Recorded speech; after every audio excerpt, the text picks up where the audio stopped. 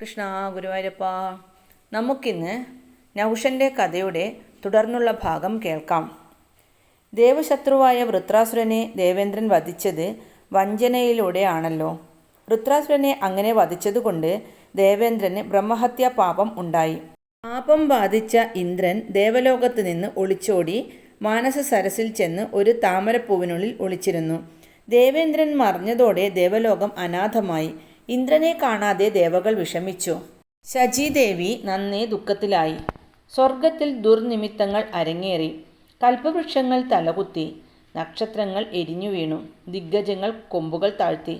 താമരത്തണ്ടിൽ ഒളിച്ചിരുന്ന ദേവപതിയെ ദളങ്ങൾ മൂടുകയാൽ ആരും കണ്ടില്ല. നഹുഷൻ 100 യാഗം പൂർത്തിയാക്കിയത് ഈ ഘട്ടത്തിലാണ്. ഒളിച്ചു കഴിഞ്ഞിരുന്നതുകൊണ്ട് യാഗം മുടക്കുവാനും ദേവേന്ദ്രന് കഴിഞ്ഞില്ല. ദേവപതിയാകുവാൻ യോഗ്യത നേടിയ നഹുഷൻ ഉദയസൂര്യനെ പോലെ വിളങ്ങി. ദേവേന്ദ്രനില്ലാതെ ദേവലോകം. ദേവകൾക്ക് അത് ചിന്തിക്കാനായില്ല. ദേവലോകം അനാഥമാകാതിരിക്കുവാൻ ഭൂമിയിൽ ചെന്ന് നഹുഷനെ ആദരിച്ചു കൊണ്ടുവരാൻ ദേവകൾ നിശ്ചയിച്ചു.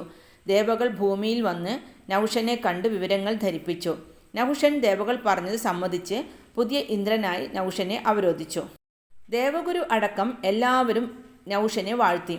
സുന്ദരിമാരായ ദേവസ്ത്രീകളും അതുല്യമായ നന്ദനവനവും അവൻ്റെ ആഗ്രഹത്തെ വളർത്തി. സുഖവും സമ്പത്തും അധികാരവും മനോദീപ്തമുണ്ടാക്കി.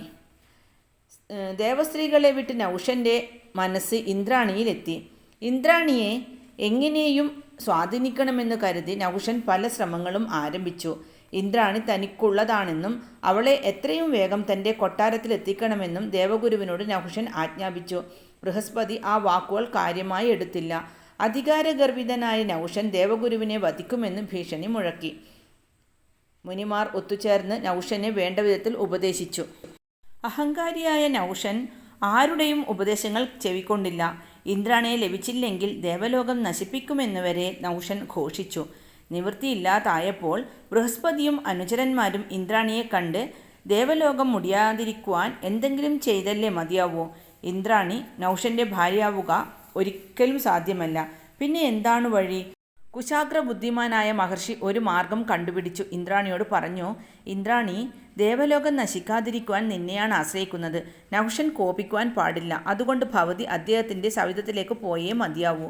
ഭാര്യയായി ജീവിക്കുവാനല്ല, ഒരഭിനയം മാത്രം. ബാക്കിയുള്ള കാര്യങ്ങൾ വിശദമായി പറയാം. ഇന്ദ്രാണിക്ക് രക്ഷപ്രാപിക്കാനുള്ള മാർഗം ബൃഹസ്പതി പറഞ്ഞുകൊടുത്തു.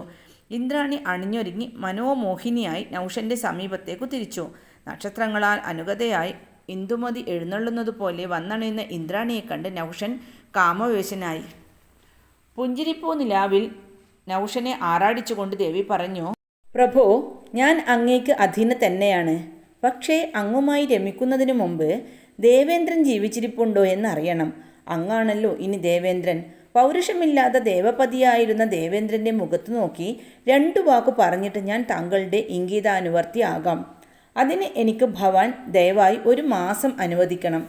ദേവി, നിന്റെ ഏത് വാക്കും അനുസരിക്കുവാൻ ഞാൻ ഒരുക്കമാണ്. ഭവതിയില്ലാതെ നഹുഷന് പൊറുക്കാനാവില്ല. 1 മാസം കഴിയുന്നതിൻ്റെ അന്നേ ദിവസം ഭവതി എൻ്റെ രാജ്ഞിയാകണം. ഇന്ദ്രാണി അതിന് സമ്മതിച്ചു. ശചീദേവി മായാദേവിയെ തപസ്സിലൂടെ പ്രസാദിപ്പിച്ചു. കരഞ്ഞു കലങ്ങിയ കണ്ണുകളുമായി പ്രാർത്ഥിച്ചു. ദേവി, ദേവലോകത്തിനു വന്നു ചേർന്ന പതനം പ്രത്യേകിച്ച് ധരിപ്പിക്കേണ്ടതുണ്ടോ? ദേവേന്ദ്രൻ എവിടെയാണെന്നറിയുവാൻ കഴിയുന്നില്ല. എനിക്ക് ചാരിദ്രാശുദ്ധി വരും മുമ്പേ പതിയെ അന്വേഷിച്ച് കണ്ടുപിടിക്കാൻ കഴിവുണ്ടാക്കി തരണമേ.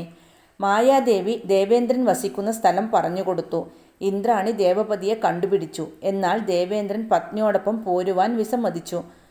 നഹുഷൻ്റെ ക്രൂരതകൾ പറഞ്ഞു കേൾപ്പിച്ചു. കരഞ്ഞു കലങ്ങിയ കണ്ണുകളുമായി ഇന്ദ്രാണി പിന്നെയും നിർബന്ധിച്ചു. ദേവി, ഞാനിപ്പോൾ വരുന്നത് യോഗ്യമല്ല. നഹുഷനിൽ നിന്ന് രക്ഷപ്പെടുവാൻ നിനക്കൊരു മാർഗം ഉപദേശിച്ചു തരാം. ഉപദേശം ശ്രവിച്ച് ദേവി സ്വർഗലോകത്തെത്തി. ദേവലോകത്ത് വന്ന ശചീദേവി നഹുഷനോട് പ്രാർത്ഥിച്ചു. പ്രഭു, സ്ത്രീകൾക്കു സാധാരണയായി പ്രതാപത്തിൽ മോഹം കൂടും. എനിക്ക് വാഹനത്തോട് വളരെ പ്രിയമാണ്. മനോഹരമായ ഒരു പല്ലക്കുണ്ടാക്കണം. അത് വഹിക്കുന്നത് മുനിമാരായിരിക്കട്ടെ. ആ പല്ലക്കിൽ കയറി താങ്കൾ ഭവനത്തിൽ വരണം. ഞാൻ അങ്ങയെ ഭർത്താവായി സ്വീകരിച്ചു കൊള്ളാം. നഹുഷൻ അത് സമ്മതിച്ചു. മനോഹരമായ ഒരു പല്ലക്ക് ദേവപതിയായ നഹുഷൻ നിർമ്മിച്ചു. അഗസ്ത്യൻ തുടങ്ങിയ മുനിമാരെ കൊണ്ട് അത് ചുമപ്പിച്ചു യാത്ര തുടങ്ങി. മുനിമാരുടെ യാത്രയ്ക്ക് വേഗത പോരെന്ന് തോന്നി കുപിതനായ നഹുഷൻ സർപ്പ സർപ്പ എന്ന് ശാസിച്ചു. വേഗം നടക്കുക, വേഗം നടക്കുക എന്ന് കേട്ട് മുനിമാർ ഓട്ടം തുടങ്ങി. നഹുഷന് എന്നിട്ടും വേഗം മതിയായില്ല. മുനിമാരെ ചവിട്ടുകയും അടിക്കുകയും ചെയ്തു. മഹർഷിമാരിൽ കുറിയവനായ അഗസ്ത്യനെ ചാട്ട കൊണ്ട് പ്രഹരിച്ചു. വേദന അസഹനീയമായപ്പോൾ കോപം ജ്വലിച്ച മഹർഷി നഹുഷനെ ശപിച്ചു. സർപ്പ സർപ്പ എന്ന് പറഞ്ഞ് എന്നെ നീ പ്രഹരിച്ചതുകൊണ്ട് മഹാകാമിയായ നീ ഒരു പെരുമ്പാമ്പാകട്ടെ. ദുർഘടവനത്തിൽ അനേകമാണ്ട് കഴിയട്ടെ. ശാപവാക്കുകൾ കേട്ടപ്പോൾ നഹുഷന് ബോധം വന്നു. ഇന്ദ്രാണിയുടെ ഭവനത്തിൽ പോകാതെ അഗസ്ത്യനെ സ്തുതിച്ച് പ്രീതിപ്പെടുത്തി അഗസ്ത്യൻ പറഞ്ഞു, നഹുഷ, അതികാമം ആപത്താണ്. അധികാരം വരുമ്പോൾ വിനയാന്വിതനാവണം. അധികാരം അഹങ്കാരത്തിനല്ല, സമ്പത്ത് കാമപൂരണത്തിനുമല്ല. അന്യരുടെ പത്നിമാരിൽ ആശ വയ്ക്കുന്നത് സമ്പത്തധികമാവുന്നതോടെയുള്ള ലക്ഷണമാണ്. അതാണ് നിന്നെ പതനത്തിനാക്കിയത്. ഭരണാധിപന്മാർ സൗശീല്യവും സന്തോഷവും മഹാമനസ്കതയുമുള്ളവരായിരിക്കണം. സ്ത്രീജിതനാകരുത്. ഡമ്പുണ്ടായാൽ നിന്നെപ്പോലെ മഹാദുഃഖത്തിൽ പതിക്കും. എന്നും നിന്റെ കഥ ഉദാഹരണമായിരിക്കട്ടെ. എൻ്റെ ശാപം ഫലിക്കും, സംശയമില്ല. അനേകം വർഷം കഴിയുമ്പോൾ ചന്ദ്രവംശത്തിൽ കുന്തിയുടെ മക്കളായി ധർമ്മപുത്രാദികൾ ജനിക്കും. അവർ വനവാസമനുഷ്ഠിക്കുമ്പോൾ നിന്റെ സമീപം വരും. അന്നവരെ കാണുമ്പോൾ നിനക്ക് ശാപമോക്ഷം വരും. ഇപ്രകാരം ശാപമോക്ഷം നൽകി അഗസ്ത്യാദികൾ ദേവലോകത്തേക്ക് പോയി. നഹുഷന് ശാപം ഫലിച്ചു. ഹിമാലയത്തിൻ്റെ സാനുവിൽ പെരുമ്പാമ്പായി നഹുഷൻ കഴിഞ്ഞു. പാണ്ഡവരുടെ വനവാസകാലത്ത് ഭീമനെ പെരുമ്പാമ്പായ നഹുഷൻ ആക്രമിച്ചു. എത്ര ബലം പ്രയോഗിച്ചിട്ടും ഭീമന് രക്ഷപ്പെടാൻ കഴിഞ്ഞില്ല. ധർമ്മപുത്രർ വരികയും നഹുഷൻ ശാപകഥ പറയുകയും ചെയ്തു. ധർമ്മജന്റെ സാന്നിധ്യത്തിൽ ശാപമോക്ഷം വന്ന നഹുഷൻ തേജോഭവനായി സ്വർഗലോകത്തിലേക്ക് മടങ്ങിപ്പോവുകയും ചെയ്തു.